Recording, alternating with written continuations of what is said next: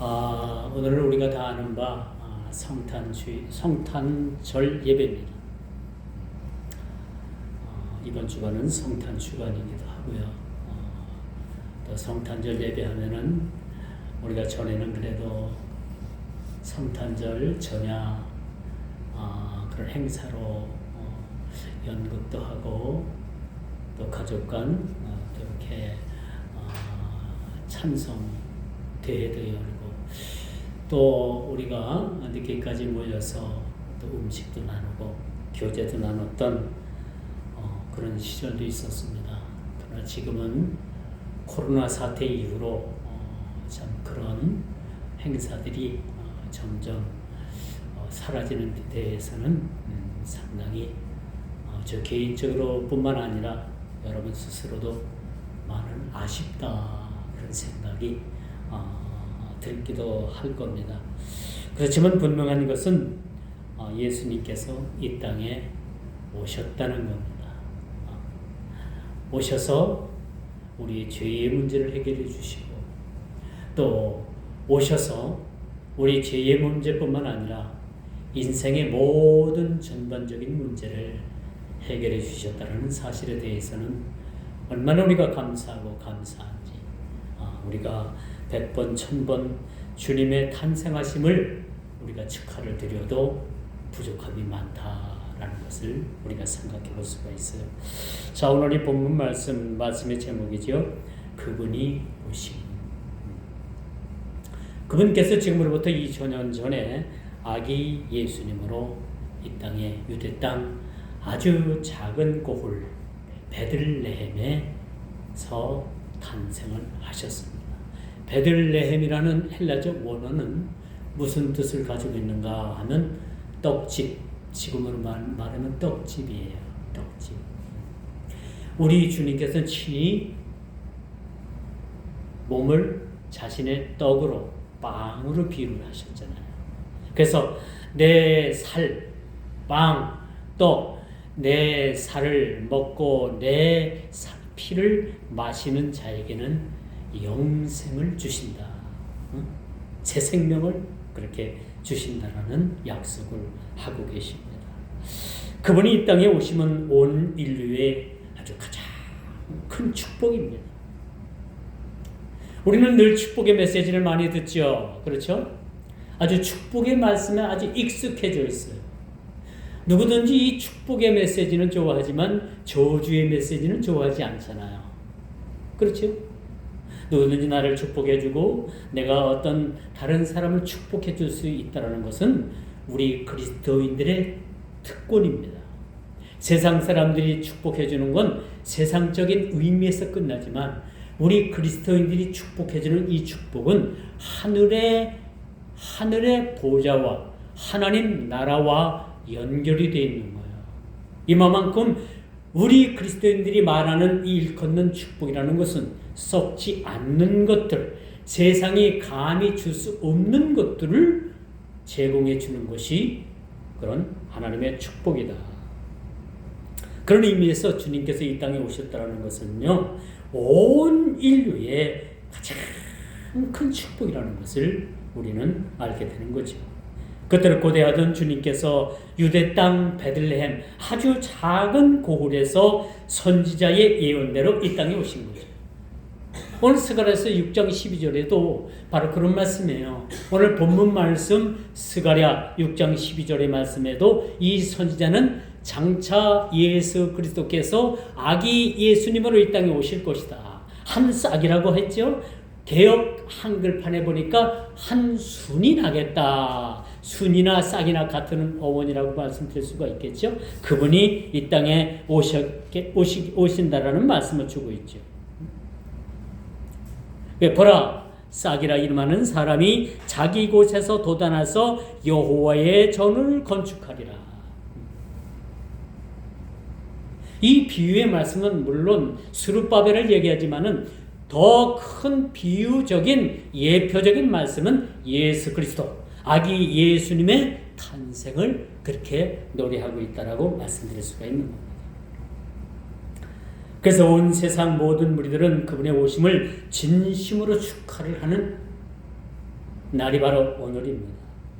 오늘 제가 기독교 방송을 들었더니 온통 다 캐럴송, 아기 예수님의 탄생에 대한 그러한 축하 곡들이 계속 연이어서 그렇게 나오더라고요. 자, 아기 예수님께서 이 땅에 오심은요, 모든 세계의 인종과 지역을 뛰어넘는 겁니다. 주님께서 이 땅에 오심은 이 지구의 역사상 온 우주의 역사상 가장 큰 축복이자 가장 큰 사건이라는 사실을 우리는 그렇게 이해할 필요가 있다는 겁니다. 그분께서는요, 하늘의 영광이 되십니다. 이 땅에 사는 저희들에게는 영원한 평화의 왕으로 우리 주님께서 이 땅에 오셨다는 거죠. 그러므로 여러분, 우리 그리스도인들의 가슴에는 늘 주님의 탄생과 더불어서 주님의 강림이 또한 기다려지게 되는 거예요. 아기 예수님으로 오신 예수님을 우리가 축하하는 이 자리지만은 오늘을 사는 우리 그리스도인들에게는 아기 예수님의 탄생 이후로부터 다시 강림하신 주님께서 다시 재림하실 메시아 예수님을 기다리는 것이 우리 그리스도인들의 소망이라는 사실을 잊지 않기를 주의 이름으로 축원드리겠습니다. 오늘 본문에 보니까 12절 순이라 싹이라라는 이 선지자의 예언을 우리가 보게 되는 거죠. 그리고 이 말씀을 통해서 아기 예수님께서 이 땅에 오시겠다는 것을 그렇게 예언을 하고 있는 말씀을 우리가 보게 됩니다. 구약의 많은 제사장들이 예언한 말씀의 핵심의 가치의 의미가 뭐냐?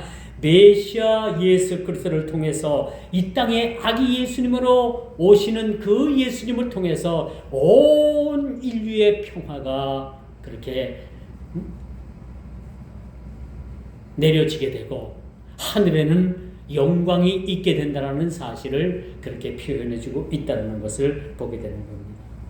그러므로 여러분 그분이 이 땅에 오시면 주님께서 이 땅에 오시면요, 그분께서 이 땅에 오심으로 신구약의 모든 예언의 메시지가 완성됐다라는 겁니다.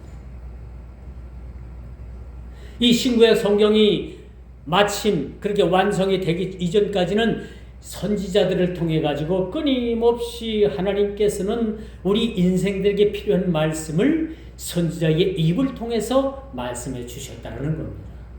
그렇죠? 그러나 이제 메시아 예수 그리스도께서 이 땅에 오셔서 율법의 마침표가 될 뿐만 아니라 신구약의 모든 말씀의 마침표가 됐다는 그 자체는 이제 그 하나님의 말씀은 성경 66권의 신구약 성경의 모든 말씀의 마침표를 통해 가지고 우리 인생들에게 하나님께서 주시는 메시지가 결국은 완성되었을 뿐만 아니라 맞춰졌다는 거예요. 그러므로 우리가 기도를 해도 하나님께서는 이 성경 66권 안의 내용 가운데서 우리에게 응답하십니다. 우리에게 응답하십니다. 하나님의 응답하심, 하나님께서 우리들에게 기도하는 그 기도의 응답하심은 모든 성경 66권 안에 다 들어있다는 사실을 우리는 깨달아 알게 되는 거죠. 그래서 우리 예수님께서 이 땅에 오시면요, 단순히 우리가 탄생의 의미 뿐만 아니라 그분이 탄생하셨다라는 그 의미뿐만 아니라 인류의 죄를 담당하기 위해서, 또 저와 여러분들의 죄의 문제를 위해서, 여러분의 인생을 위해서, 저와 여러분들을 위해서 이 땅에 초림하신 사건이라는 거예요. 대단한 겁니다. 위대한 사건, 위대한 사건. 인류의 가장 큰 사건 중에 하나가 뭡니까? 인류가 핵폭탄을 발견한 거예요? 아니죠. 인류가 이 불을 통해 가지고 현대 문명이 이루어진 거 아닙니다. 인류의 가장 큰 고귀하고 가장 큰 사건, 가장 위대한 사건은 주님께서 이 땅에 저와 여러분들을 위해서 오셨다는 거예요.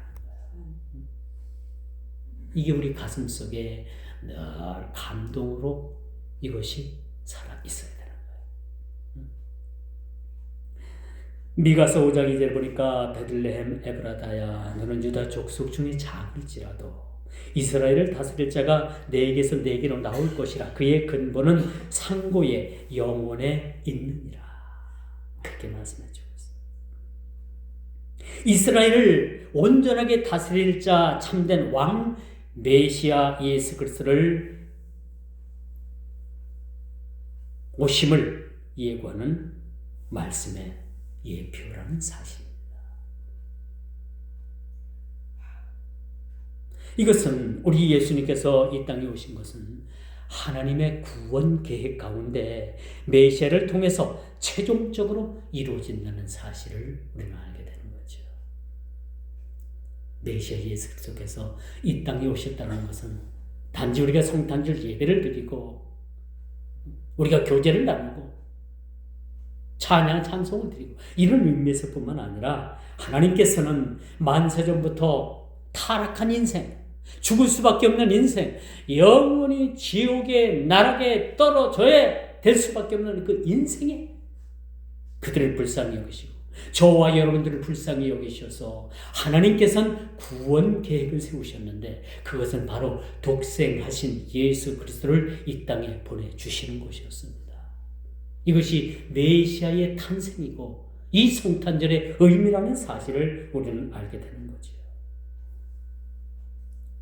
그러므로 우리는 예수님은 누구신가라는 것을 우리는 잘 알아야 돼.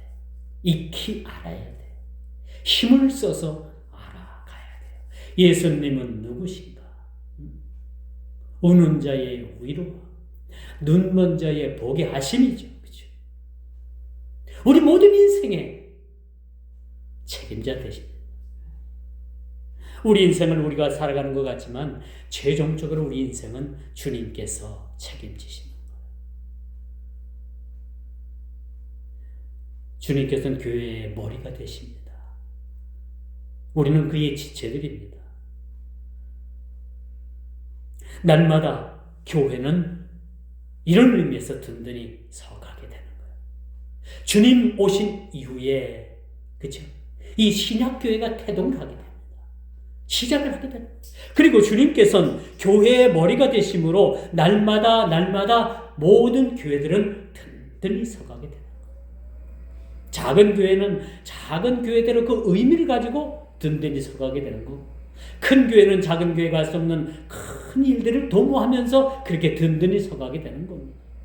큰 교회가 할 수 없는 것을 작은 교회가 그렇게 행함으로 인해서 또 교회도 든든히 서간다는 사실을 우리는 너무나도 잘 알고 있습니다. 그런 의미에서 여러분 날마다 든든히 서가는 그런 이유는 주님께서 교회의 머리가 되시기 때문에 그렇다라고 말씀드릴 수가 있습니다.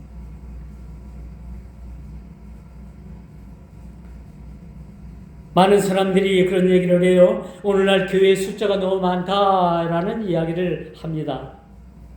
그렇게 이야기할 뿐만 아니라 염려 섞인 눈빛으로 교회가 너무 많다 그런 얘기를 해요. 그런데 여러분 이 땅에 교회가 많고 적음의 문제가 되지 않습니다. 교회의 숫자가 많으면 많을수록 하나님 나라가 확장되어져 가는 거예요. 작은 교회는 작은 교회가 할 수 있는 큰 교회가 할 수 없는 작은 일을 감당하게 되는 거죠. 또 큰 교회는 작은 교회가 할 수 없는 일들을 큰 교회가 큰 스케일을 가지고서 그렇게 일을 행하는 거예요.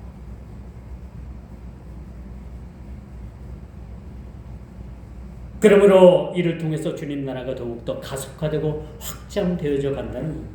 이것이 주님께서 오신 또한 하나의 목적이라는 사실을 하나님 나라 확장을 위해서 주님께서 이 땅에 오셨다는 거죠.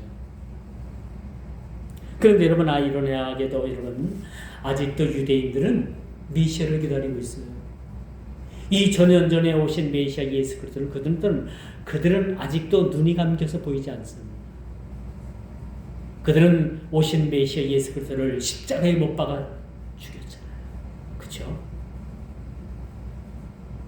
그런 의미도 있고 아직도 그들은요 아이러니하게 2000년 전에 오신 메시아 예수 그리스도, 메시아를 지금도 기다리고 있어요. 유대인들의 눈이 감겨진 겁니다. 눈이 감겨져.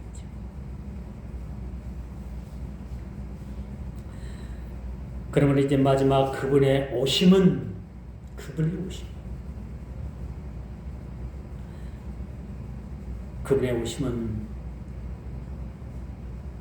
구약의 수많은 이 예언자들을 통해서, 선지자들을 통해서 그 예언에 따라서 예수님께서는 이 땅에 오셨다는 거예요. 어느 날 불쑥 오신 게 아니에요. 구약의 선지자들은, 여러분 구약 성경을 읽다 보면 그 선지자의 입을 통해 가지고 누누이 메시아 예수 그리스도께서 이 땅에 오시겠다라는 예언을 그렇게 하고 있음을 보게 됩니다. 그중 한 가지 제가 들어볼게요. 이사야서 53장 2절을 보니까 이사야 선지자는 그 오실 메시아 아기 예수 그리스도께서 어떻게 오실 것인가, 어떤 모습으로 오실 것인가, 그의 모양이 어떠한가라는 것을 그렇게 말씀을 통해서 그렇게 하고 있는데, 이렇게 말씀하고 있습니다. 그는 주 앞에서 자라나기를 연한 순 같고 마른 땅에서 나온 줄기 같아서 고운 모양도 없고 풍채도 없은즉 우리의 보기에 흠모할 만한 아름다운 것이 없도다. 이 말씀이 실질적으로 어떻게 이루어졌습니까? 아기 예수님께서는요, 이 땅에 그 반반한 지방칸이 없었어요. 반반한 그런 지방칸이 없어서 가축이 잠을 자는 그 축사, 그 구유, 짐승이 밥을 먹는 그 구유 가운데 뉘어서 탄생을 하게 됩니다. 물론 동정녀 마리아의 몸에서 탄생하죠. 제가 지난 이스라엘을 갔다 왔잖아요. 또 유럽 쪽에 터키, 그리스, 이태리를 또 갔다 왔잖아요. 거기 가보면 그 가톨릭 성당에 가보면요, 왜 로만 가톨릭하고 우리 기독교하고 갈라졌는가라는 것이 아주 분명하게 드러납니다. 그 로만 가톨릭 그 성당, 그 바티칸 성당, 어느 성당이든지 불문하고 예수님의 모습은 아주 조그만하게 그려져요. 그 성모 마리아의 모습은 아주 크게 그려져 있어요. 주인공이 되어야 될 예수 그리스도는 아주 조그만하게 그려져 있고, 저와 여러분과 같은 똑같은 성정을 가진 그 인간 마리아는 그 모습이 너무나도 크게 그려져 있어요. 결국은 뭡니까? 로만 가톨릭은 아기 예수님을 경배하고 아기 예수님을 섬기는 것이 아니라, 예수 그리스도를 섬기는 것이 아니라 누굴 섬겨요? 마리아를 섬기게 돼요. 이게 결정적인 오류입니다. 결정적인 오류죠. 오늘날 우리는 구유에 누이신 아기 예수님을 한번 바라봐야 합니다. 그분이 왜 가장 낮고 낮은 그 구유에 누워서, 누일 자리가 없어서 그 구유에 누우셨을까?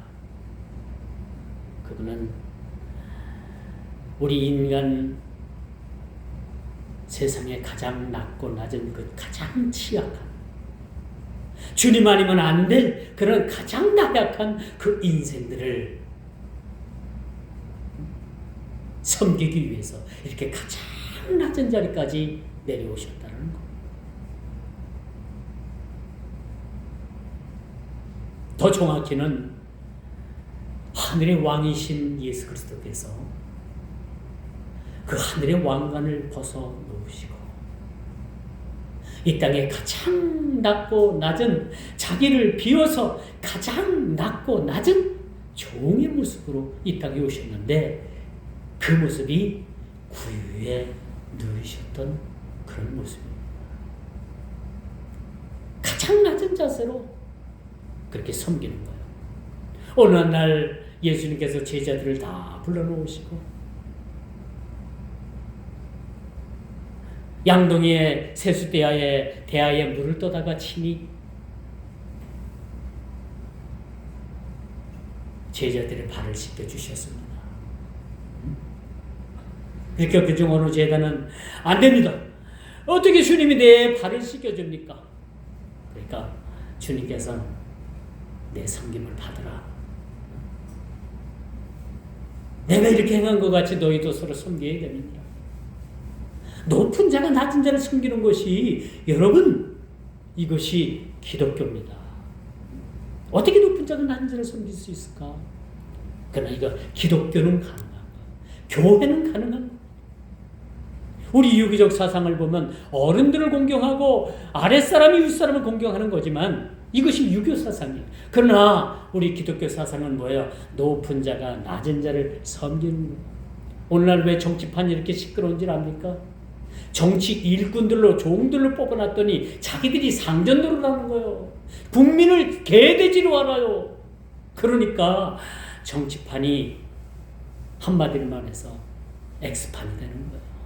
섬길 줄은 몰라요. 자기들이 섬김을 받으려고. 그러니까 문제가 되는 거죠.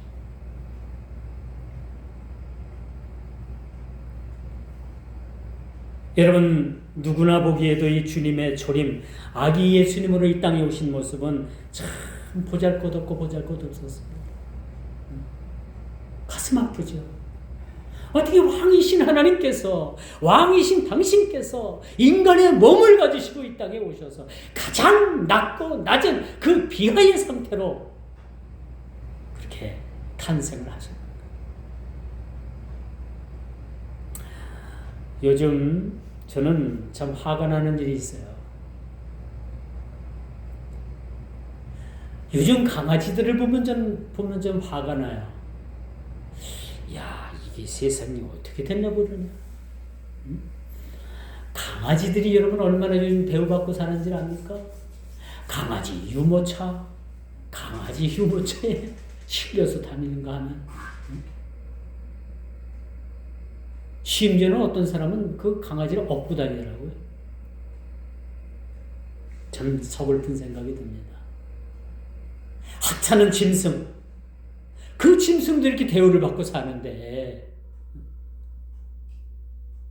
아무 흠도 없고 아무 죄도 없는 그 예수 그리스도께서 이 말 구유에 죄송합니다. 구유에 누이셨다는 것을 철학의 짝이 없는 그런 모습이라고 볼 수가 있습니다. 말구유가 아니에요.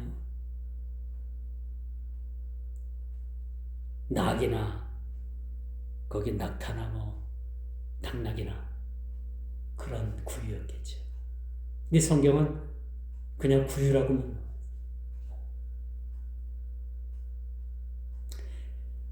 이렇게 거룩하신 분이 철학의 짝이 없는 분으로 그런 모습으로 탄생을 하셨다. 베드로전서 2장 4절에 보니까 사람에게는 버림받았으나 하나님께서는 택하심을 입은 보배로운 산돌이 되게 하셨다.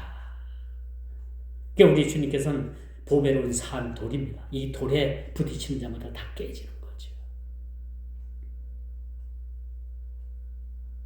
이제 말씀의 결론을 맺습니다. 오늘 우리는 주님의 탄생을 축복하는 성탄절 예배를 드리고 있어요.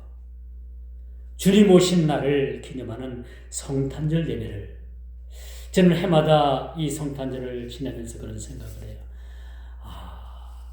올해 성탄절이 가고 나면 앞으로 과연 성탄절 예배를 얼마나 드릴 수 있을까? 몇 번이나 드릴 수 있을까? 그런 생각.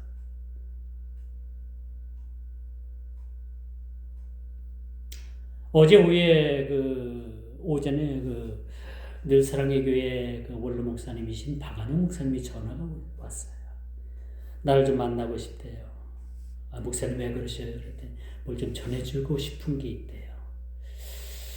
그래서 이거 참 어른이 밑에 후배 목사에게 뭘 전해줄 수 있다고 해서 만나자고 하니까 제가 좀 많은 큰 부담이 갔어요. 그래서 목사님, 제가 목사님께 한번 찾아뵐게요. 그랬더니 아니시래. 굳이 오신대. 그래갖고 오후에 한 4시쯤 넘어서 우리 교회 앞에서 만나서 만나 뵀는데 목사님이 선물을 주셨는데 양말을 주셨어요. 양말. 그래서 받으면서도 너무나도 순고하고 이제 참 수십 년 그 목회를 마치시고 그렇게 원로 목사님이 되셔서 이젠 우리 후배들에게 있어서 보호를 받아야 될 분인데 이렇게 또 후배라고 친히 양말을 그렇게 주셔가지고 너무 순고하기 그지없더라고요. 그래가지고 제가 목사님 들어가 차 한잔하고 가셔요. 그랬더니 가시지요. 그랬더니 굽고 가신대요. 그냥 양말만 전해주고 그냥 가셨습니다만 이 성탄의 의미를 우리가 다시 한번 기억할 것은 주님께서 왜 아기 예수님으로 이 땅에 오셨는가? 그는 몸 찢기시고 피 흘리시기까지 몸 찢기셔서 우리에게 나눠주셨고 피 흘리셔서 그 피를 우리에게 나눠주신 분이라는 사실입니다.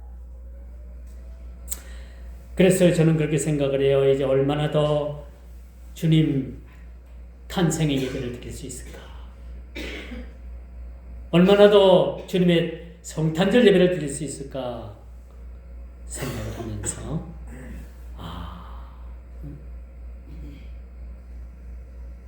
그런 생각을 문득 가져요. 기회가 줬었을 때 최선을 다해서 예배를 드리자 그런 생각을 갖게 된 겁니다. 이제 주님의 초림이 인류에 가장 큰 축복을 갖다 주신 것처럼 주님의 재림의 날이 또한 기다리고 있습니다. 오늘 우리가 주님의 이 탄생의 성탄에 우리가 기쁨도 우리가 배가도 하지만 주님 오실 재림의 날을 또한 기다릴 수 있는 지혜롭고 슬기로운 우리 성도들이 다 되기를 주님의 이름으로 축원하면서 말씀을 맺도록 하겠습니다. 기도합니다.